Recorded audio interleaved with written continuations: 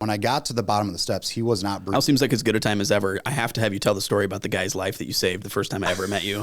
Since we're about to wrap up, let's give everybody an inside look into that night. Yeah, so we're having dinner. There's probably 12 or 14 of us. Yeah. And we're in this private room at this restaurant, and we had kind of made it through dinner and ordered dessert. Mm-hmm. And these gentlemen who were dining downstairs came up, and they were just like, oh, we just wanted to check out what's going on up here. And so kind of set the stage too. It's pretty dark. Can't really see. Kind of like we're in this room, but then the hallway was kind of dark. Mm-hmm.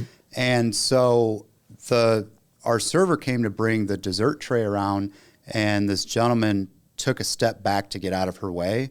But when he took a step back, he fell backwards down 26 stairs into a very dark staircase.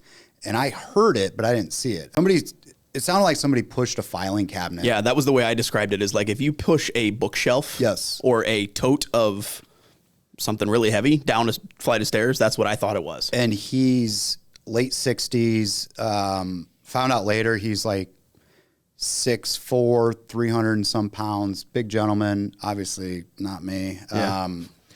So I just jumped out of my chair, and I'm at the top of the steps, and he's just crumpled in the landing. And so I run down.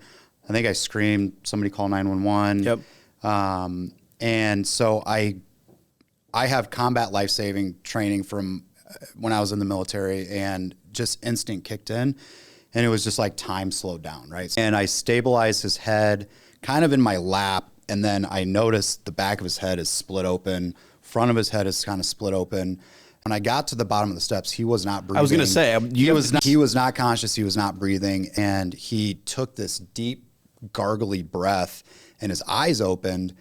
And I was like, do you know your name? And he's like, yes, it's Jeff. And so then I'm like, stay with me. And so I'm able to maneuver him, and I open the door with one hand, and then I kind of lay him back down. And I remember I go, that fresh air is good, right? Mm-hmm. And he's like, yeah. And he's like, what happened? I'm like, paramedics are on their way.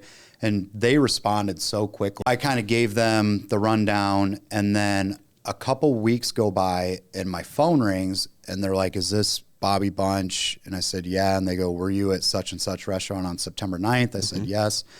And they go, well, you saved that guy's life. And I was like, oh my gosh. And they go, the sheriff, Scott County Sheriff, would like to present you with an award. And I'm like, that's not necessary. And yeah.